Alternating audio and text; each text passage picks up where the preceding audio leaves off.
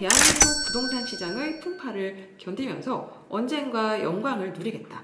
그런 각오가 있으시다면 주저할 이유가 없습니다. 지금 당장 실행하세요.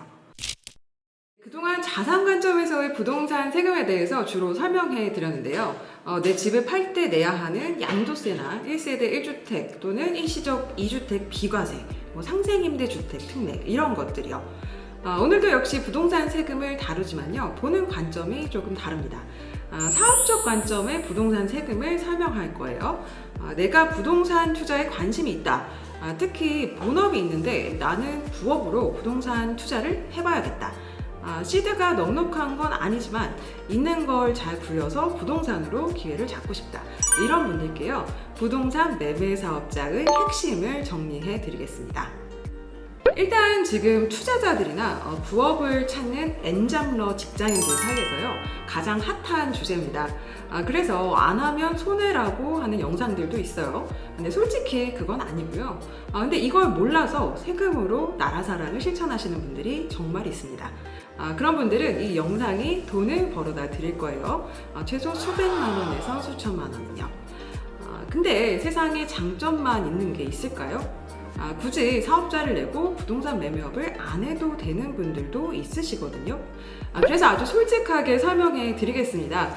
장점은 물론이고요. 단점, 주의사항 이런 분들은 하지 마세요 하는 것도 전부 알려드리겠습니다. 자, 일단 정리하고 시작할게요. 부동산 매매업은요, 업이라고 했어요. 부동산 매매업입니다. 그러니까 사업으로 한다는 거예요. 그리고 두 번째는요, 이 업의 핵심은 세율의 차이를 가져가는 비즈니스입니다. 단기, 중과 세율과요, 일반 소득세율의 차이를 내 수익으로 취하는 겁니다. 벌써 어렵다 하실 수도 있는데요. 쉽게 설명해 드릴게요. 제가 강의를 시작할 때 이렇게 물어보면 전부 답이 같으세요. 대표님, 올해 1억을 버셨어요.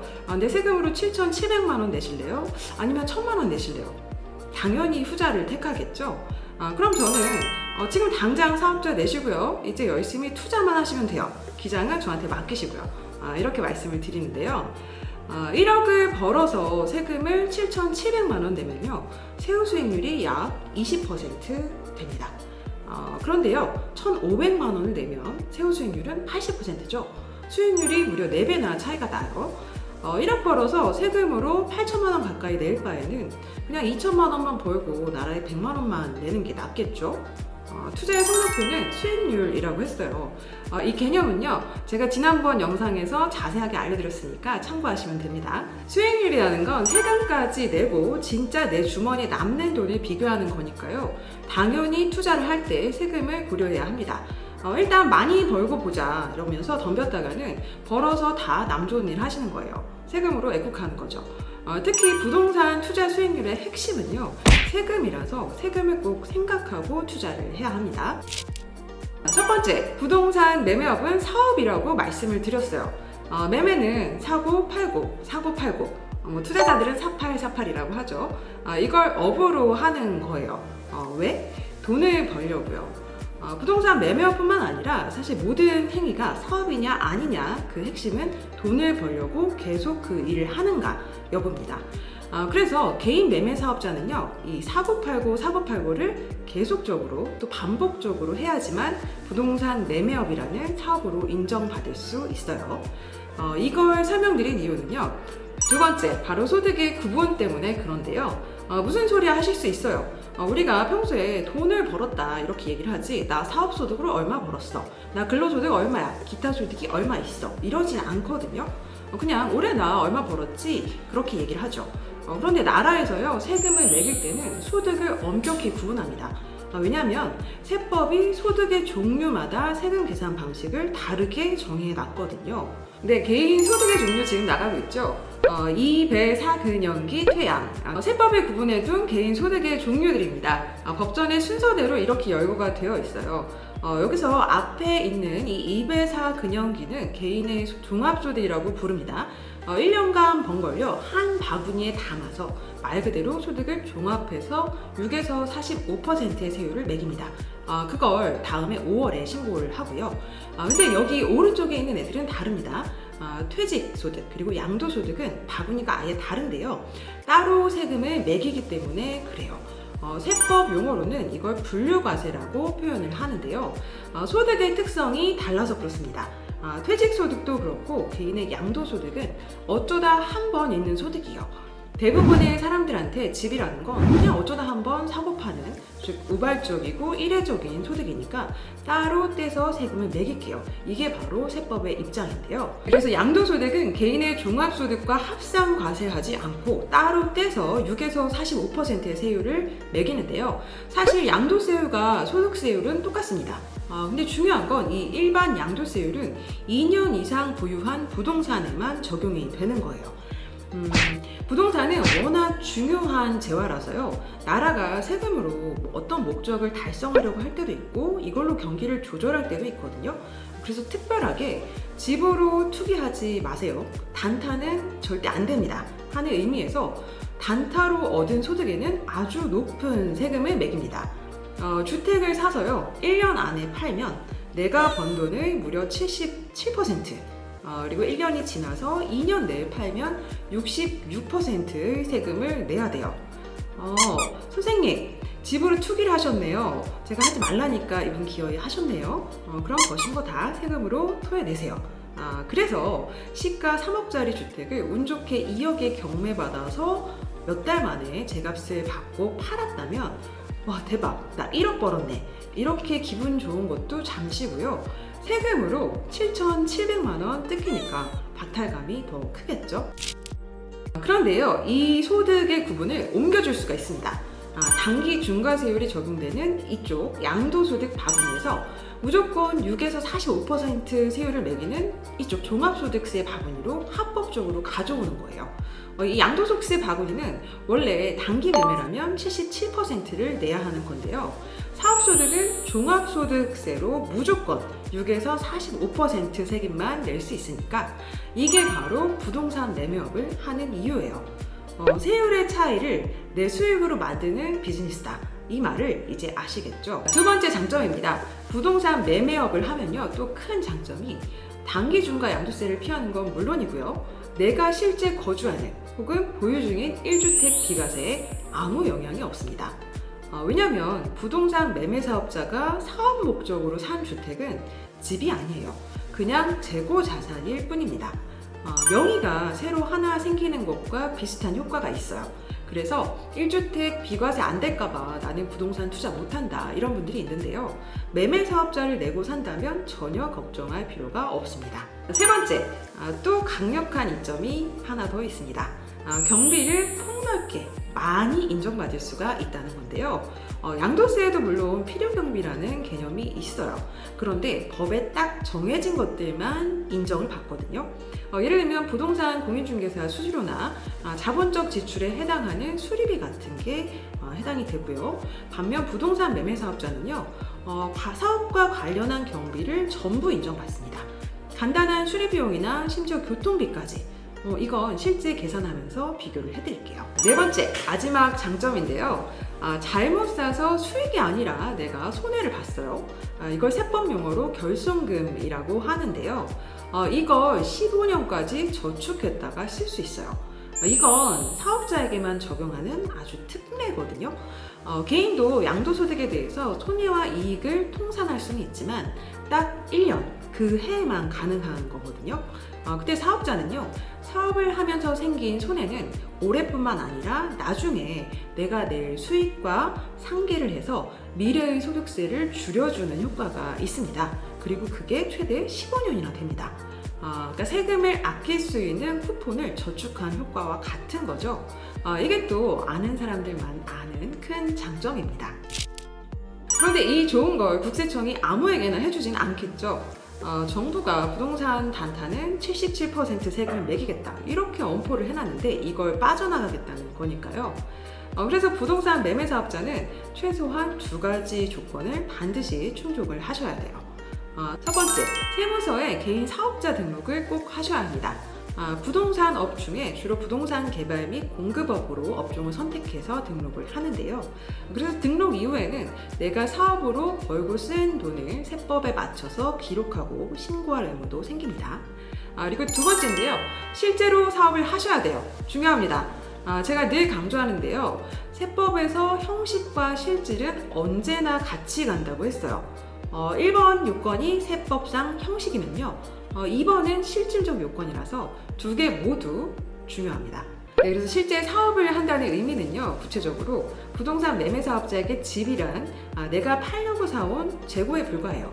그래야 이걸 팔아서 양도소득이 아닌 사업소득으로 세금을 낼 수 있거든요. 이거 내 집 아니에요. 재고예요. 그래서 내가 살다 파는 거 안 되고요. 임대도 제한적입니다. 가게 대표님들이 물건을 떼다가 파는 것과 같아요. 장부를 만들어서 이걸 관리를 하셔야 하고요. 세법에선 구체적으로 이렇게 규정하고 있어요. 사업상 목적으로 6개월 안에 한 번 이상 부동산을 사고 2번 이상 팔면 당신을 부동산 매매 사업자로 봐주겠습니다. 그런데요, 여기 미달한다고 당신은 사업자가 아닙니다, 이렇게 매몰차게 부인하지는 않거든요. 부동산이라는 게 내가 팔려고 해도 안 팔릴 수가 있잖아요. 그래서 사업의 실질은 부동산의 거래 횟수는 물론이고 자금 조달 방식, 계속성, 반복성 여부를 종합적으로 보고 판단합니다. 전문가와 상의를 하고 진행을 하셔야 하는 이유예요.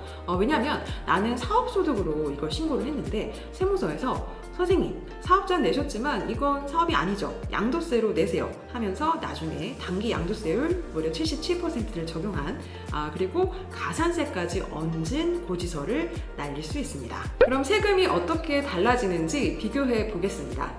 시가 3억 정도 하는 집인데 2억에 경매로 낙찰받았다고 가정을 해볼게요. 2억에 사서 3억에 팔았는데 발생한 경비는 이렇습니다. 취득세와 등기 비용으로 300만 원 나갔고요. 그리고 명도 비용, 그러니까 세입자를 내보내는데 합의하고 이러느라고 한 1,000만 원을 썼어요. 그리고 내보내고 빨리 팔려고 올수리를 했습니다. 화장실부터 싱크대, 도배 장판 이런 것으로 3천만 원 가까이 들었어요. 그리고 팔 때 복비 150만 원 주고요. 양도세 신고 비용으로 50만 원 냈습니다. 총 5천만 원 정도 쓴 거예요. 그래도 내 손에는 5천만 원이 남았잖아요. 기분이 좋다, 잠깐 이럴 수 있죠. 그런데요, 여기서 단기 중과세율로 양도세를 내면요, 세금이 얼마나 나오느냐 계산해 보겠습니다. 3억에서 2억을 빼고 필요경비를 조금 빼줍니다. 과세표준 9천만 원 정도에 이 77%를 곱하면요, 세상에 세금이 7천만 원 넘게 나왔어요. 세금 내고 나니까 남는 게 없는 게 아니라 완전히 손해를 봤죠. 그런데 부동산 매매업자면요, 내는 세금이 반의 반도 안 되게 줄어듭니다. 보실게요. 일단 3억에서 2억을 빼면 1억이잖아요. 여기서 모든 직접 비용 5천만 원을 다 빼줍니다. 최종 수익 한 4,900만 원 정도, 여기에다 세율을 곱합니다. 그리고 세율도 77%라는 단기 중과세율이 아니라요, 6에서 45%라는 일반 세율을 곱하는 거예요. 이 사람이 다른 근로소득이 조금 있어서 15% 구간이라고 하면요, 세금은 800만 원 정도 더해질 거예요. 거의 10분의 1로 줄었죠. 그런데 단점은 꼭 짚고 가셔야 돼요. 첫 번째, 지역과 물건에 제약이 있습니다. 조정지역이나 85제곱미터 넘는 주택들은요, 진입하기가 어려워요. 조정지역은 비교과세가 적용되기 때문이고요. 이 대형 평수는 부가가치세 때문인데요. 이건 좀 어려운 개념이라서 사실 그냥 일단 피해서 비조정지역에서 국민평형 규모 아래의 물건들을 해보자 하시면 돼요. 그리고 또 개인 매매사업자는요, 취득세, 보유세는 특례가 없어요. 사업용으로 집 10채를 갖고 있다 팔아도 내 주택, 그러니까 내 1주택 양도세 비과세에는 영향이 없지만 취득세와 보유세는 사업용 자산이라고 다르게 봐주지 않습니다. 그래서 중과취득세나 비교과세, 종부세가 적용되지 않게 주의를 하셔야 합니다. 두 번째, 건강보험료도 반드시 고려하셔야 합니다. 이건 수익이 나면 벌어지는 일인데요. 원래 지역보험 가입자셨다면 건보료가 상승할 거고요. 가족의 피부양자로 들어가 있었다, 그러면 그 자격이 박탈될 수 있습니다. 직장 가입자도요, 사업소득이 일정 규모 이상 넘어가면 따로 건보료가 나올 수 있습니다. 이건 국민건강보험 사이트 들어가셔서 직접 시뮬레이션 해보는 걸 추천합니다. 다만 이건 부동산 매매뿐만 아니라요, 어떤 소득이든 발생하면 생기는 문제예요. 물론 내가 돈을 벌었기 때문에 내는 거라서 쿨하게 받아들일 수도 있습니다. 그래도 알고 시작하셔야 되는 거고요. 세 번째, 유지 비용이 발생합니다. 사업자로서 세무사 기장 비용 같은 거. 다만 이런 것들은 개인의 양도세와 다르게 전부 다 내 사업의 필요 경비로 인정되니까 세금이 줄어드는 효과도 있다 말씀을 드렸습니다. 그래서 이 모든 것까지 따져보면 처음 기대한 것보다 수익이 조금 덜 날 수도 있습니다. 요약해 보겠습니다. 부동산 매매업은 이런 분들이 하시면 됩니다. 첫 번째, 단타 위주로 빠르게 수익을 보려고 한다. 특히 경매나 일단 싸게 낙찰을 받아서 명도하고 붙이고 그런 많은 비용들 전부 인정을 받고요. 단기 양도세보다 훨씬 유리한 세율을 적용받아서 월등한 세후 수익을 노릴 수 있습니다. 두 번째, 엔잡을 모색하는 직장인 분들인데요. 본업이 있는데 나는 부업을 해보고 싶다. 이런저런 이유로 엔잡이 필요하다. 이런 분들 있잖아요. 부동산 매매업은요, 직장을 다니거나 아이를 키우면서 남는 시간에 충분히 하실 수 있고요. 물론 공부는 열심히 하셔야 합니다. 그렇게 부업으로 하다가 본업으로 가는 것도 당연히 가능하죠. 세 번째, 내 집을 꼭 비과세 받아야 하는 분들입니다. 매매 사업자로 취득한 집이요, 2채든 3채든 10채든죠. 재고자산과 1주택이 섞이지 않게 잘 관리만 하면 비과세는 몇 번이고 가능합니다. 반면에 등록주택임대사업자는요, 거주주택을 비과세 받으려고 하잖아요. 그럼 여러 귀찮은 의무가 있어요. 그런 거 없이 부동산 매매 사업자는 1주택 그냥 비과세 해주니까 엄청 큰 장점입니다. 제가 살면서 보니까요, 세상에 많든 적든 불로소득은 하나도 없어요. 다만 많이 버냐 조금 버냐 이 차이거든요. 일단 지금 내 상황에서요, 가질 수 있는 가장 좋은 한 채를 확보하시고요. 내 집에서 내가 편히 살고 시세 차익도 내주는, 어떻게 보면 나보다 더 능력 있는 내 집이죠. 그렇게 똘똘한 자산 하나가 나를 위해 뛰게 하면 되고요. 동시에 부동산을 사업적 관점으로 접근해보자는 거예요. 특히 본업 외에 부업으로 제격이니까요. 그리고 저는 부동산 매매업의 끝은요, 사실 부동산 임대업이라고 생각합니다. 건물주가 되는 거죠. 물려받을 건물이 있는 게 아니면 내가 노력을 해야겠죠. 아니, 요즘 세상에 노력한다고 그게 되나요? 네, 됩니다. 제 고객분들 중에도 꽤 있습니다. 세상에 거저 얻어지는 건 없거든요. 난 이 시장에 계속 참여할 것이고 착실히 바닥부터 시작해서 물건 보는 눈을 키우겠다. 그리고 대한민국 부동산 시장의 풍파를 견디면서 언젠가 영광을 누리겠다. 그런 각오가 있으시다면 주저할 이유가 없습니다. 지금 당장 실행하세요. 오늘의 텍스쇼는 여기까지입니다.